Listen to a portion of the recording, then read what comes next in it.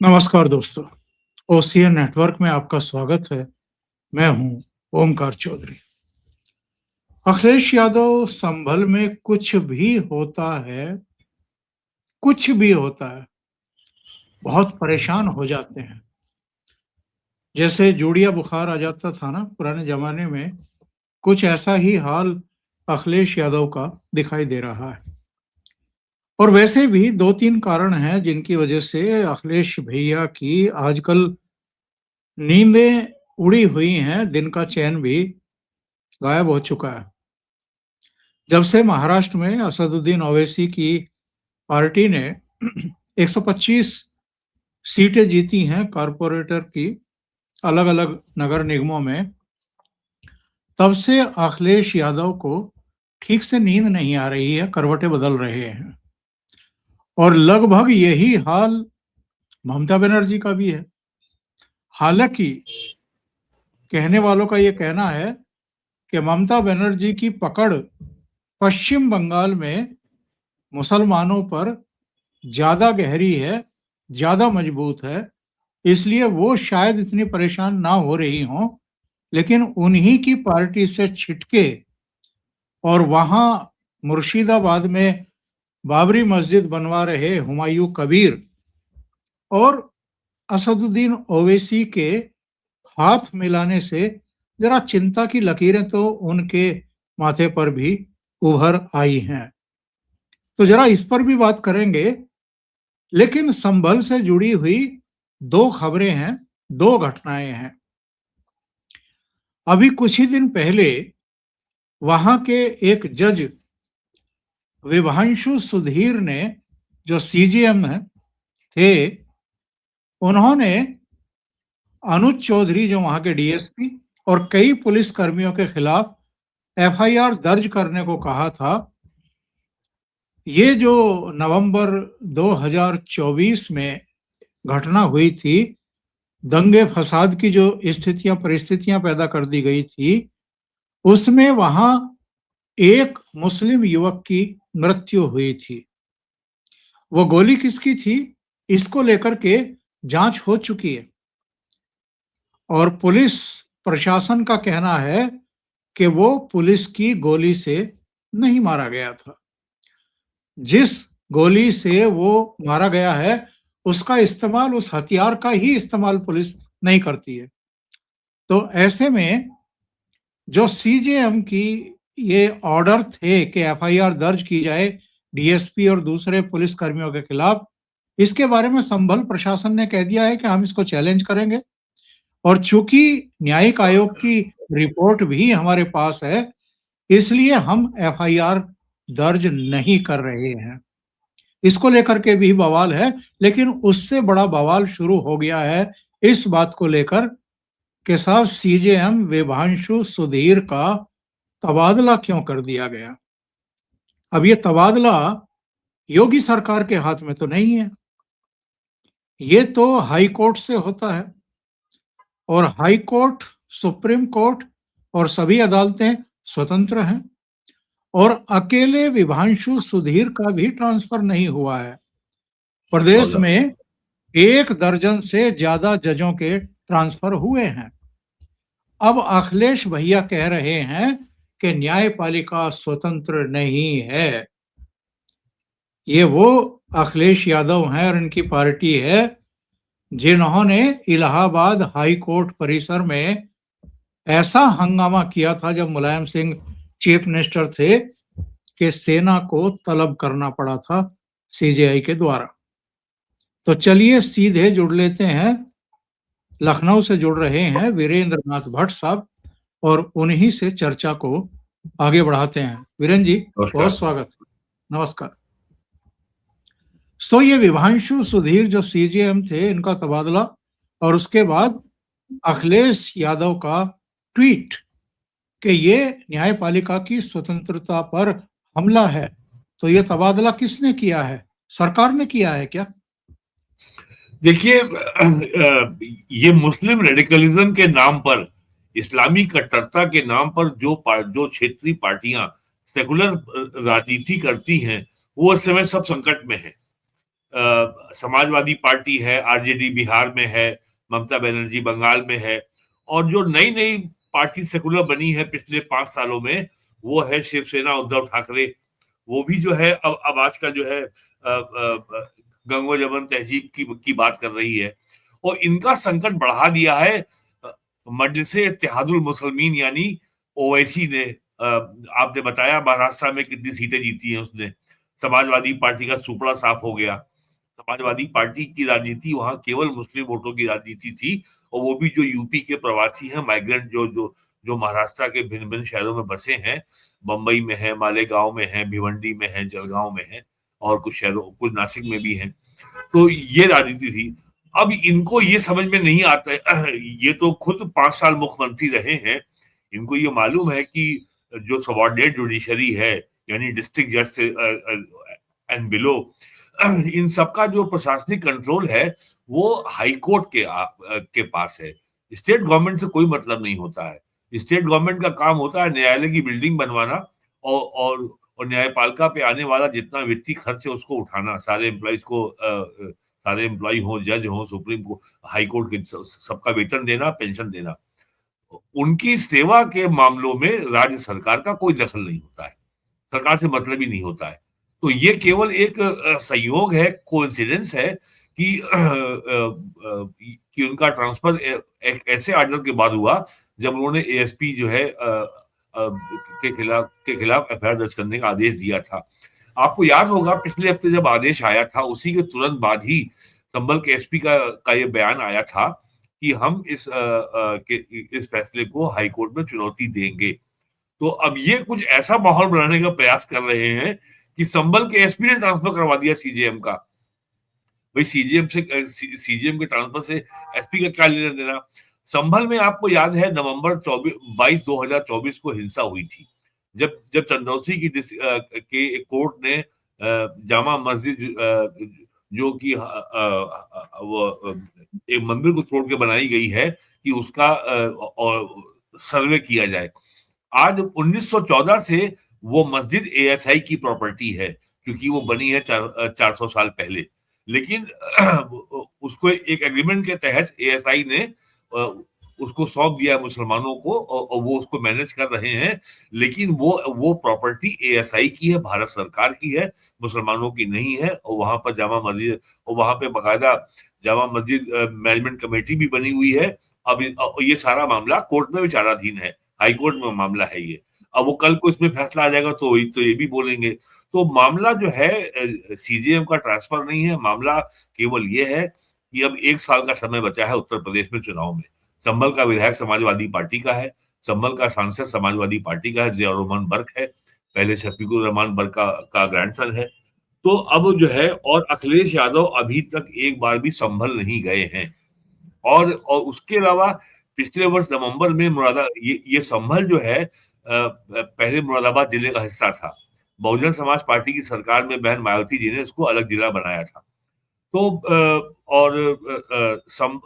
मुरादाबाद जिले में एक सीट है कुल्लर की। नवंबर 24 में वहां विधानसभा में उपचुनाव हुआ था। वहां पे समाजवादी पार्टी परंपरागत तरीके से वहां से जीतती थी, और वो मुस्लिम बाहुल्य सीट है, और वहां से सपा का हमेशा मुस्लिम विधायक होता था। इस बार वो 24 में वो सीट बीजेपी ने जीत ली, और बीजेपी ने जीत ली, वहां से जो है एक राजपूत विधायक जीता है। और वहां पे 2 मुसलमान हैं, एक तो जो राजपूत से कन्वर्ट हुए मुसलमान हुए, और बाकी जो तुर्क हैं। तो तुर्कों में और राजपूत मुसलमानों में हमेशा सत्ता को लेकर संघर्ष रहता है, और उनका कहना है कि हम हमेशा जो है सपा के नाम पर वोट देते हैं, हमेशा टिकट मिलता है तुर्क को, अब की बार राजपूत को दो। समाजवादी पार्टी ने उसको माना नहीं। तो तुर्कों और राजपूतों के झगड़े में वहां पे बीजेपी ने सीट जीत ली, और इसका बड़ा कड़ा ऐतराज किया था समाजवादी पार्टी के मुस्लिम विधायकों ने कि हमारे वोट लूट लिए गए। ये बात कही थी विधानसभा ने इकबाल महमूद ने। तो राजा भैया ने कहा था ये कि क्या जो मुस्लिम विधायक हिंदू वोट से जीत के आए हैं, क्या हम ये कह सकते हैं कि हिंदू वोट लूट लिए गए हैं। तो कुल मामला ये है, इलेक्शन आ रहा है, आपको याद होगा 22 या 24 नवंबर 2024 को जब वहां हिंसा हुई थी, उसमें 2-3 लोग मारे गए थे। तो समाजवादी पार्टी का डेलीगेशन गया था, सब लोगों को 2-2 लाख रुपए दिए गए थे और उसके बाद उनके परिवारों के लोग जाके दिल्ली में प्रियंका गांधी से भी मिले थे। तो ये सब जो है ये सब पूरा जो है जो जब भी कहीं मुस्लिम को लेकर के हिंसा होती है तो सेकुलर पार्टियों का जो जाना पहचाना और जो उनका स्टैंडर्ड ऑपरेटिंग प्रोसीजर है उसके तहत काम किया अखिलेश यादव ने भी और प्रियंका गांधी ने भी। तो अब ये जो एक आदेश आ गया सीजेएम का कि साहब जो है अनुज चौधरी के खिलाफ एफआईआर करनी चाहिए और फिर उसका ट्रांसफर हो गया, तब इनको लगा कि हमें विक्टिम कार्ड खेलने का मौका मिल गया। वो विक्टिम कार्ड शुरू हो गया। तो ये जो है केवल ये इनका हर दिन एक नया ट्वीट आता है, हर दिन एक नया मुद्दा उठाते हैं, हाय हाय करते हैं, विलाप पढ़ते हैं, इसका कोई आधार नहीं है। उनको मालूम है कि जो मुसलमान है या तो वोट हम ही को देगा या अगर ओवैसी आ गया तो कैसे उससे बचाया जाए। कल जो है समाजवादी पार्टी के विधायकों की और सांसदों की बड़ी लंबी बैठक हुई और उसमें सारे लोगों ने ये चिंता जताई, खास करके वेस्टर्न यूपी के लोगों ने, कि हमारे लिए 2 चुनौतियां बन के उभर रही हैं। एक ओवैसी और दूसरा नगीना बिजनौर से जो जो सांसद है चंद्रशेखर रावण। तो अब जो है और उनका कहना है कि भाई अगर हम इनको दोनों को अगर हैंडल नहीं करेंगे तो हमारा जो परंपरागत वोट है वो हमसे बिखर सकता है, हमसे दूर हो सकता है या कम से कम हमको नुकसान तो हो ही सकता है। और और भारतीय जनता पार्टी को कोई कोई इसमें कुछ कहना है नहीं कि भाई ठीक है ये मामला हाईकोर्ट ने किया है। और संभल में जिस तरीके से योगी जी ने काम किया है पिछले 14 महीनों में वो आप सबके सामने है। बड़े पैमाने पर वहां पे बिजली चोरी पकड़ी जा रही थी कई करोड़ रुपए की। स्वयं सांसद जियाउर रहमान बर्क के ऊपर 1 करोड़ रुपए से ऊपर का बिल भेजा था। वो हाईकोर्ट गए थे, उन्हें को राहत मिल गई है। और अभी पिछले महीने वहां बड़े पैमाने पर बिजली चोरी पकड़ी गई है और जो कब्रिस्तान था उसके ऊपर मस्जिद बन गई, दरगाह बन गई, मकान बन गए, दुकानें बन गई। उसको भी नोटिस दिया है, आपको मालूम है 8 बीघा से अधिक का कब्रिस्तान है। तो वहां पे बड़े पैमाने पर अवैध कब्जे खाली कराए गए हैं। तो संभल की तो शक्ल ही बदल गई है। और ये भी सब जानकारी में है कि वहां पे 68 तीर्थ थे हिंदुओं के, सबके सब गायब कर दिए गए थे। 54 जो है खोज लिए गए हैं, उनका विकास कार्य चल रहा है। 19 महाकूप थे वो सारे मिल गए हैं, उन सबका भी जीर्णोद्धार हो रहा है। वहां परिक्रमा यात्रा भी शुरू हो रही है। तो यानी वहां पे हिंदू सभ्यता की वापसी हो रही है, सनातन संस्कृति की वहां वापसी हो रही है।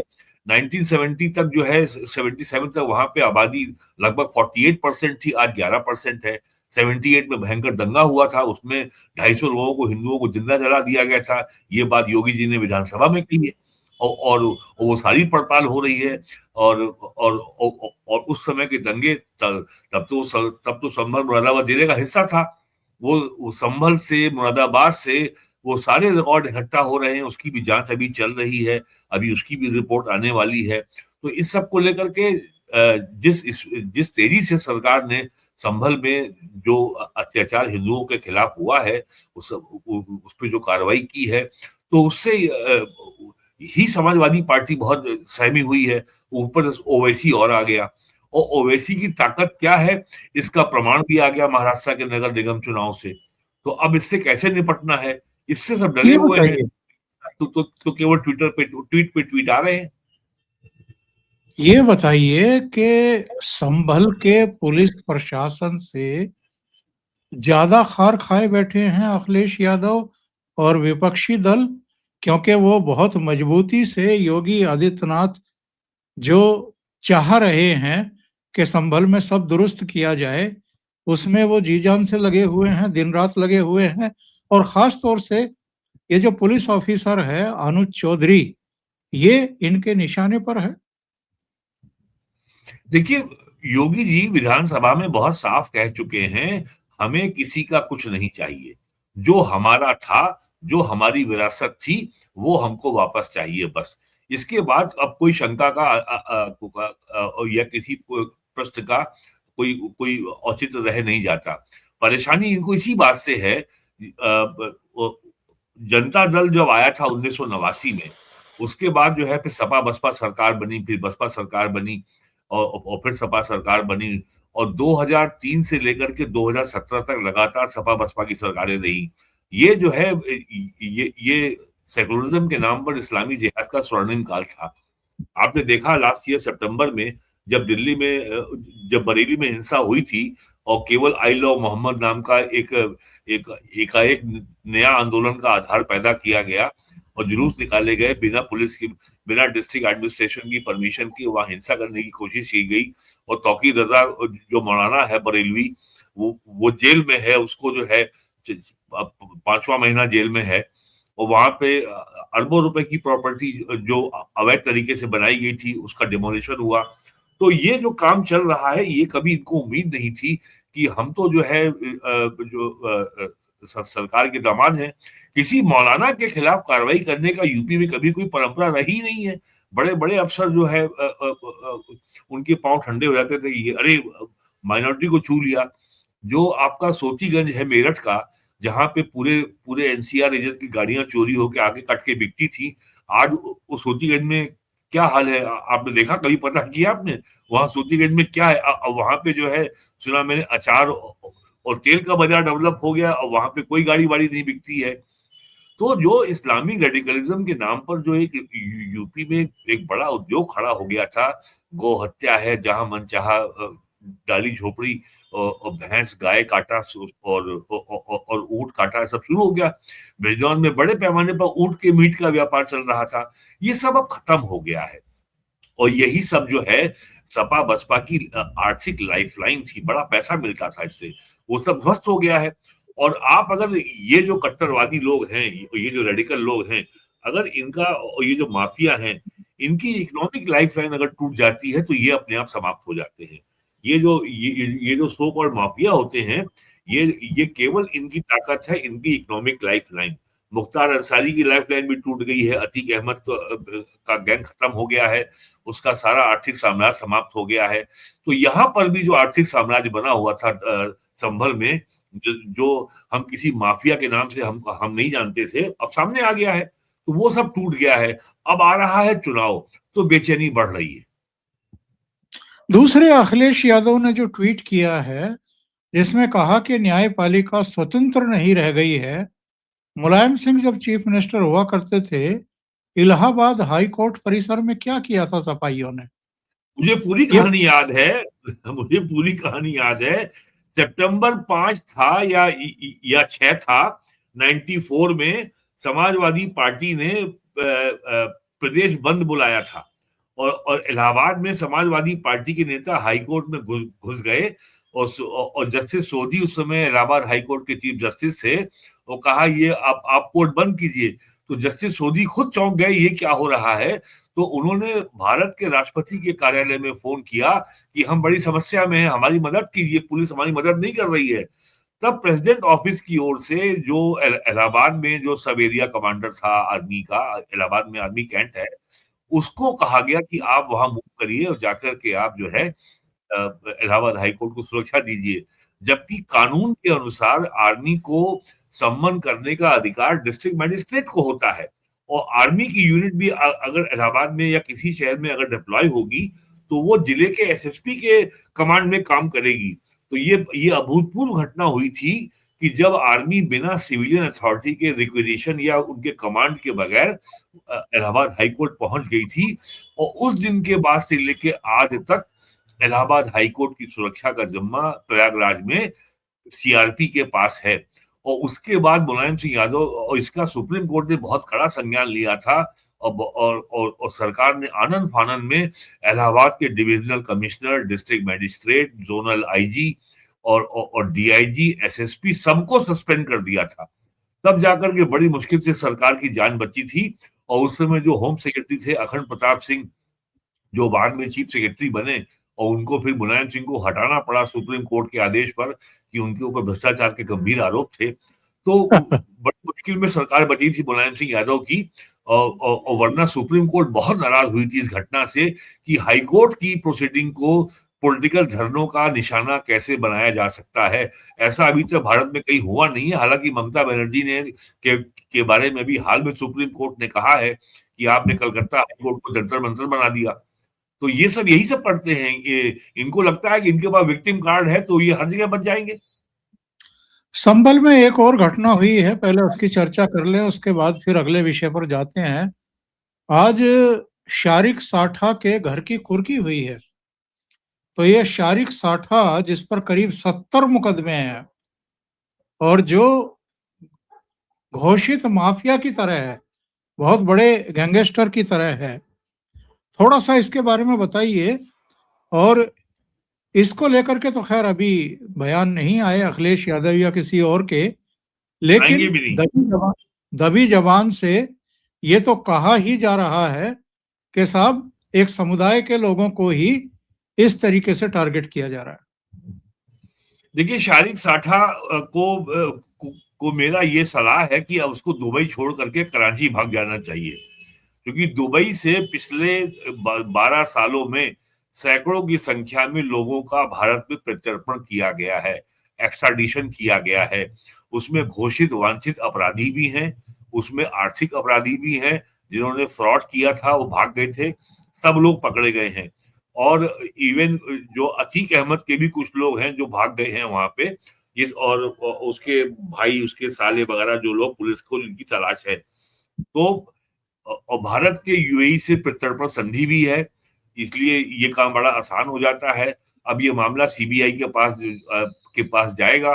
सीबीआई इसको लेकर के रेड कॉर्नर नोटिस जो है जारी करेगी, और उसके बाद जो है बाकायदा दुबई के एडमिनिस्ट्रेशन को ये एप्लीकेशन मूव की जाएगी, ये आदमी आपके यहाँ पे मौजूद है, इसको हमें वापस दिया जाए। तो ये लंबी एक लीगल कार्रवाई है और जिसमें विदेश मंत्रालय और सीबीआई सब इन्वॉल्व होंगे, और इसमें इंटरपोल इन्वॉल्व होगी। तो ये समय लग सकता है, लेकिन सबसे बड़ी बात यह है कि पहली बार यूपी में एक ऐसी सरकार तो बनी जिसने कम से कम इतने बड़े अपराधियों के ऊपर हाथ डालने का साहस दिखाया। अखिलेश यादव जी को ये बताना चाहिए अब तक ये क्यों नहीं हुआ था। इतना बड़ा 70 मुकदमे का जो आदमी वांछित अपराधी है, उसकी बेल हो गई। अगर उनको विभांशु दयाल के ट्रांसफर पे लग रहा है कि न्यायपालिका की अब स्वतंत्र नहीं रह गई है, तो उनको बताना चाहिए कि जब वो मुख्यमंत्री थे उसके ऊपर क्या कार्रवाई हुई थी। तो और इसी न्यायपालिका से उसको बेल मिली थी, और उसके बाद वो नकली पासपोर्ट के जरिए दुबई भाग गया। कैसे भाग गया? तो ये सब चीजें हैं। अब ये सब ये इन पे हाथ डाला जा रहा, धीमे धीमे लोग पकड़ में आ रहे हैं।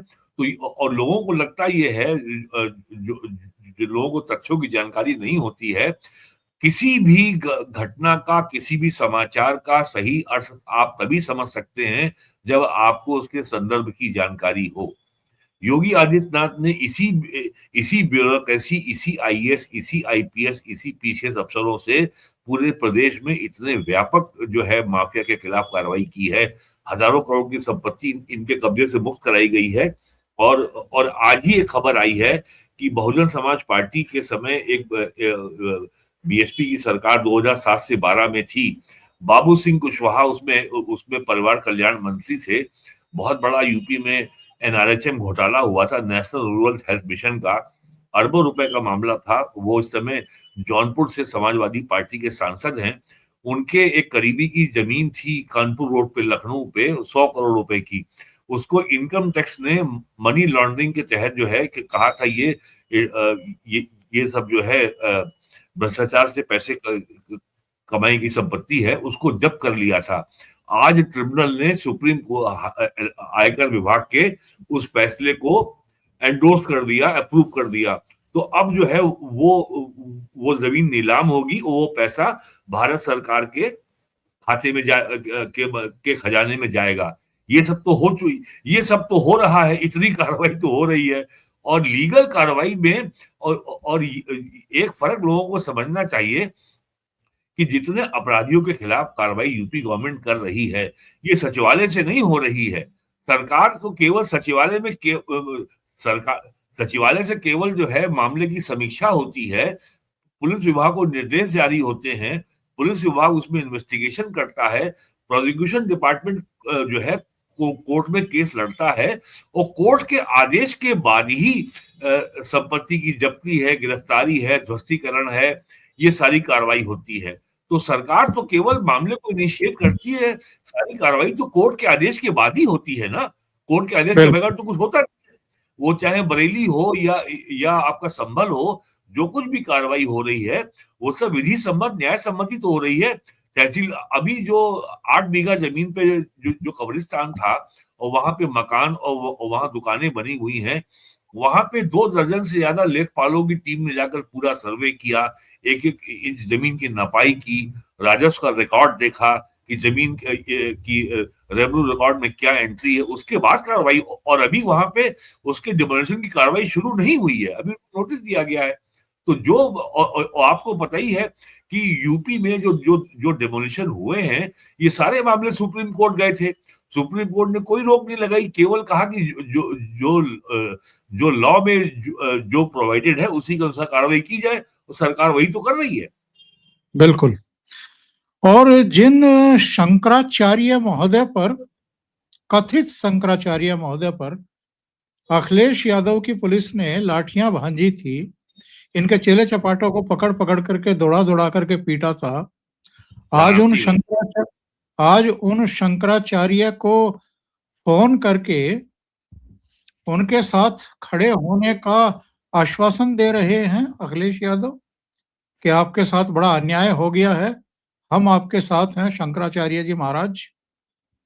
देखिए, अब 1 साल बाद चुनाव है। वाराणसी में दाल मंडी में उस गली को चौड़ा करने के लिए जो कार्रवाई डेमोलिशन की हो रही है, अरबों रुपए का मुआवजा सबको दे दिया गया है। सबने जो है वाराणसी प्राधिकरण के नाम पर उसकी रजिस्ट्री कर दी है, तो उसके ऊपर भी हल्ला हो रहा है। एक मकान मालिक ने जो अपने मकान की रजिस्ट्री कर दी और कई करोड़ रुपए मुआवजा ले लिया, अब वो कह रहा है कि घर के अंदर दरगाह बनी हुई है, तो क्या उसको तोड़ा नहीं जाएगा? अगर घर के अंदर दरगाह बनी हुई है और आपको दरगाह से इतना प्रेम था, तो आपने मुआवजा क्यों ले लिया? तो एक तो वाराणसी में आपका दाल मंडी प्रकरण, दूसरा वाराणसी में मणिकर्णिका घाट का जो रेनोवेशन हो रहा है, जो सफाई हो रही है, वो वाला प्रकरण, और तीसरा ये मामला हो गया है, ये जो शंकराचार्य जी हैं, जो कि अभी विवादित है, मामला सुप्रीम कोर्ट में है। और मणिकर्णिका घाट को लेकर, और तीनों मामले में कांग्रेस की भूमिका बड़ी स्पष्ट है। अजय राय जो कांग्रेस के प्रदेश अध्यक्ष हैं, वो वाराणसी से ही आते हैं। मणिकर्णिका घाट पे ये लगातार प्रचार किया जा रहा है कि वहां पे मंदिर तोड़े गए, महारानी अहिल्याबाई की मूर्ति को तोड़ दिया गया। काशी के डोम राजा ने अभी आज ही किसी टीवी चैनल में, पप्पू यादव बैठे हुए थे, बिहार के एमपी, डोम राजा के बेटे ने खुद आके बताया कि वहां पे एक मूर्ति अहिल्याबाई की थी, उसको नगर निगम की कस्टडी में है। जो रेनोवेशन का काम पूरा हो जाएगा तो मूर्ति को उसी स्थान पे यथावत स्थापित कर दिया जाएगा। मणिकर्णिका घाट एक शमशान घाट है। क्या अब कॉमन सेंस की बात लगाइए, क्या शमशान घाट में भी कोई ऐसा मंदिर हो सकता है जहां लाखों लोग जाते हों? मंदिर था वहां पे, मानते हैं, लेकिन क्या शमशान घाट में भी कोई मंदिर होता है? मंदिर तो काशी में वैसे ही बहुत सारे हैं। तो मणिकर्णिका घाट में अगर कोई मंदिर बना हुआ था, उसको रिलोकेट किया गया है। कुल मिलाकर के 2001 में ये आज से 7 साल पहले जब काशी विश्वनाथ कॉरिडोर का मामला का विकास का काम शुरू हुआ था, वहां बड़े पैमाने पर कई 100 करोड़ रुपए वहां लोगों को मुआवजा दिया गया और सारे मकान खरीदे वहां प्रशासन ने, और फिर उसको सबको ध्वस्त करके वहां पे कॉरिडोर बनाया गया। तब भी इसी तरह का नैरेटिव खड़ा किया गया था, ये हिंदुओं की सरकार मंदिर तोड़वा रही है। यही कहानी फिर दोहराई जा रही है कि मणिकर्णिका घाट में हिंदुओं के मंदिर तोड़े जा रहे हैं, लेकिन ये बात वो नहीं बताते हैं कि मणिकर्णिका घाट जो है शमशान घाट है, वो दैनिक स्नान वाला घाट नहीं है। और फिर ये कहानी बताई जा रही है कि हिंदुओं की सरकार, योगी आदित्यनाथ खुद संत हैं लेकिन एक शंकराचार्य को पिटवा रहे हैं। तो ये एक नैरेटिव बनाया जा रहा है कांग्रेस के द्वारा कि बीजेपी को हिंदू विरोधी छवि बनाई जाए, या हिंदुओं के बीच में जो बीजेपी के जो क्रेडेंशियल्स हैं, जो बीजेपी की साख है, उसको कैसे आप डेंट कर सकते हैं, कैसे उसमें कालिक पोत सकते हैं। तो इसमें कुछ भी नया नहीं हो रहा है। याद करिए, जनवरी 22, 2023 में जब अयोध्या में राम मंदिर की प्राण प्रतिष्ठा हुई थी, तो कितने उसमें नुक्स निकाले गए थे कि मंदिर अभी अधूरा है, अधूरे मंदिर की प्राण प्रतिष्ठा हो रही है। और ये सारे जो आपके जिहादी वामपंथी कम्युनिस्ट हैं, ये सारे के सारे सब जो है शंकराचार्य बन गए थे और बड़े बड़े श्लोक गा रहे थे और वेदों से उदाहरण दे रहे थे कि ये मंदिर तो जो है ही नहीं और ये मंदिर का तो अभी हो ही नहीं सकता। क्या क्या नहीं किया था लोगों ने। तो इनकी बिल्कुल। और आप इनका इतिहास देखिए ना, क्या क्या करते हैं वो। लेकिन ये बात ये नहीं बताते हैं 9 नवंबर 1989 को जब अयोध्या के राम मंदिर के बाबरी मस्जिद के सामने विश्व हिंदू परिषद ने राम मंदिर का शिलान्यास किया था, तब राजीव गांधी तत्कालीन प्राइम मिनिस्टर ने अयोध्या से ही कांग्रेस का चुनाव प्रचार प्रारंभ किया था और वहां कहा था, हम जीते या लूटे अयोध्या में भव्य मंदिर बनेगा। और वही कांग्रेस आज जब मंदिर बन के तैयार हो गया है, तो कांग्रेस का कोई नेता वहां जाने को तैयार नहीं है, क्योंकि उसको लगता है कि उससे उसकी सेकुलर छवि पे दाग लग जाएगा, मुसलमान वोट नाराज हो जाएगा। तो जो कुछ भी दाल मंडी, मणिकर्णिका घाट और प्रयागराज में माघ मेले को में स्नान को लेकर के अभी मुक्तेश्वरानंद का जो विवाद है, ये केवल चुनावी वर्ष में भारतीय जनता पार्टी के खिलाफ एक एंटी हिंदू होने का नैरेटिव खड़ा करने का संगठित प्रयास है। और जो एआई जनरेटेड वीडियोस इन लोगों ने प्रसारित किए थे, कांग्रेस के लोगों ने, यूपी पुलिस उनको नोटिस जारी कर चुकी है। उनको 1 हफ्ते में जवाब देने का समय दिया गया है। और अगर अगर समय सीमा में जवाब नहीं आया और जवाब अगर उनका संतोषजनक नहीं हुआ और उसमें कानून के अंतर्गत कार्रवाई करने का आधार मिलता है, तो कार्रवाई होगी। और इस कार्रवाई के बाद ही आप देखेंगे ये जो शोर मचाया जा रहा है थोड़ा ठंडा होगा। बहुत बहुत धन्यवाद आपका वीरेंद्र नाथ भट्ट साहब, जुड़ने के लिए और बहुत महत्वपूर्ण मुद्दों पर चर्चा करने के लिए। दर्शकों से निवेदन है, आपको ये चर्चा अच्छी लगी हो तो आप लाइक जरूर करें, इसको फॉरवर्ड करें वीडियो को अपने मित्रों को। चैनल अभी तक सब्सक्राइब ना किया हो तो सब्सक्राइब जरूर कर लें। बहुत बहुत धन्यवाद। नमस्कार। नमस्कार। नमस्कार।